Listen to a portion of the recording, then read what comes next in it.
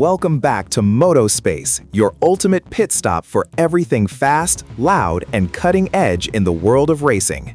The wait is finally over. Formula One's brave new era of 2026 has officially roared into life under the sun of Melbourne, Australia. But as the engines hummed and the batteries charged, the pecking order we expected has been turned completely upside down. From technical miracles to heartbreaking failures, Friday at Albert Park revealed some shocking truths about the season ahead. Today, we're breaking down the 10 biggest takeaways from F1's first proper day of 2026. Let's dive into the data. Mercedes' absolute dominance in the new era. While Ferrari and McLaren may have grabbed the headlines on the timing screens, the silver shadow of Mercedes loomed far more ominously.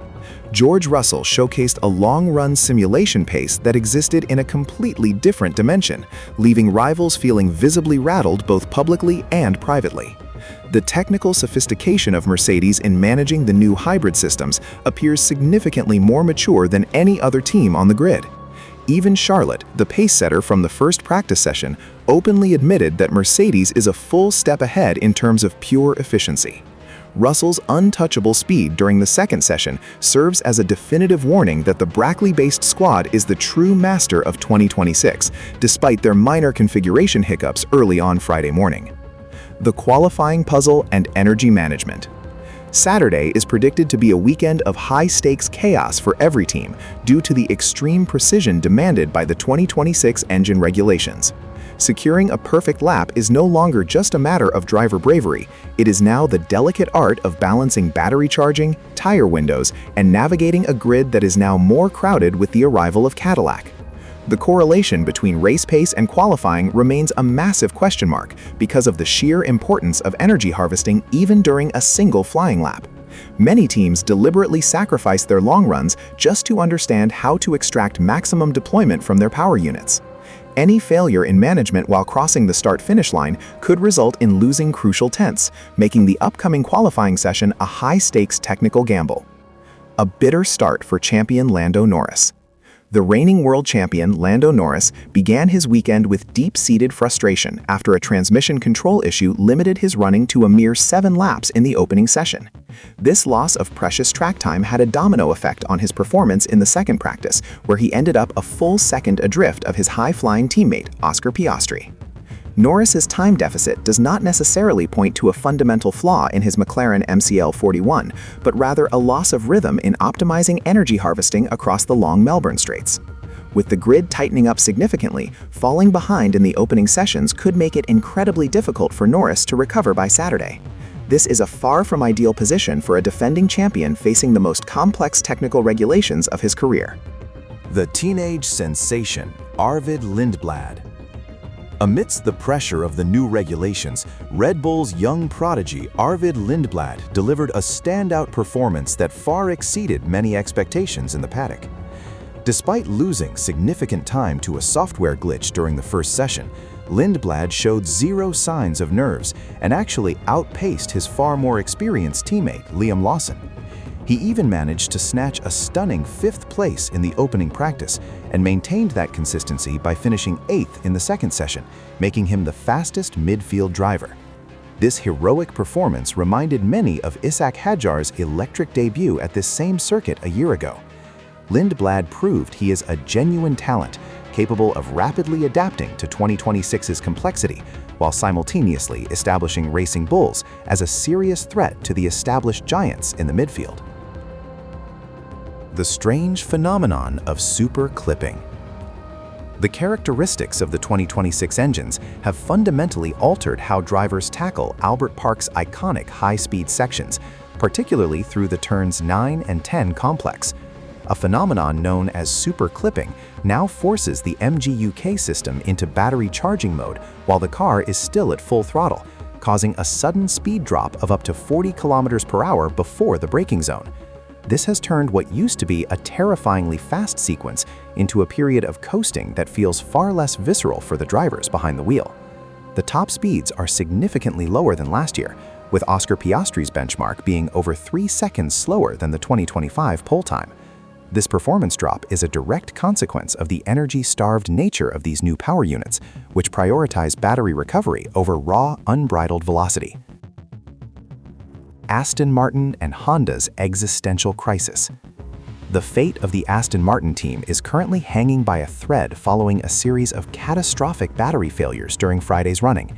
Adrian Newey revealed the shocking fact that there are no spare batteries left on site in Melbourne after 2 units failed completely during the first session.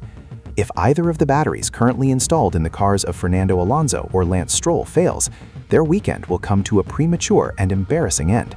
Beyond the reliability concerns, the AMR 26 package appears desperately slow on track, with Alonso trailing the leaders by nearly 5 seconds.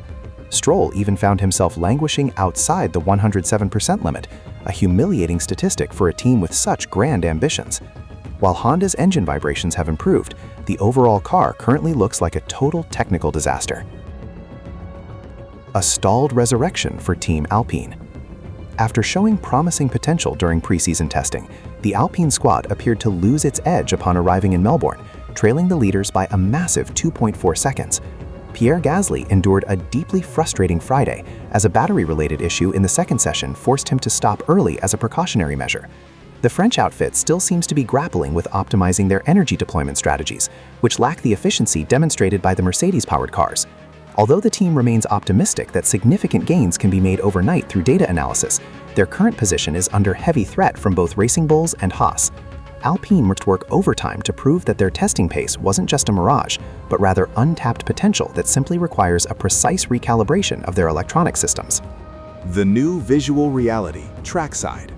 Watching the 2026 Formula One cars in person provides a highly contradictory experience for fans and technical observers at the circuit.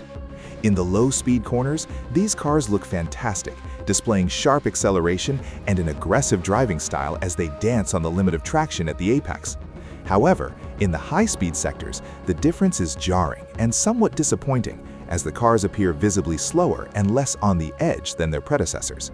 Without real-time graphics explaining battery status or boost usage, the audience struggles to distinguish between a flat-out push lap and a recovery lap. The sport faces a major challenge in explaining these new dynamics to the public so that the spectacle doesn't feel confusing. The altered speed profile has slightly neutered the raw ferocity of F1. Williams' battle against the bulk. The Williams team arrived in Melbourne facing the harsh reality that their only realistic goal for the weekend is avoiding the very back of the grid. Both Carlos Sainz and Alex Albon struggled with a car that appears to be suffering from excess weight and nagging mechanical issues that hindered their data collection. Albon suffered a hydraulic failure in the first session, while Sainz was forced to sit out the second session entirely due to a mysterious system leak. The lack of track time has left their race simulations in the dark, and the team admits they are still a long way from understanding efficient battery energy distribution. At their current level of performance, qualifying higher than 16th would be considered a massive victory for the Grove-based team, as they remain significantly adrift of the midfield competition. A trial by fire for Cadillac's debut. The arrival of Cadillac as a new team on the 2026 grid has been met with the brutal reality of just how difficult it is to compete at the pinnacle of motorsport. Valtteri Bottas provided a glimmer of hope by showing enough pace to outrun the struggling Aston Martins, yet he remains far from the point-scoring positions. On the other side of the garage, Sergio Perez endured a day he would rather forget after fuel system issues and hydraulic leaks sidelined him for nearly the entire duration of practice. These recurring niggling problems, which have haunted the team since testing, suggest that Cadillac still has a massive mountain to climb regarding operational reliability. Perez could not hide his annoyance at the persistent setbacks, making the American team's debut feel like a very steep uphill struggle. It's clear that the 2026 regulations have thrown us into a world of strategy and energy management unlike anything we've seen before.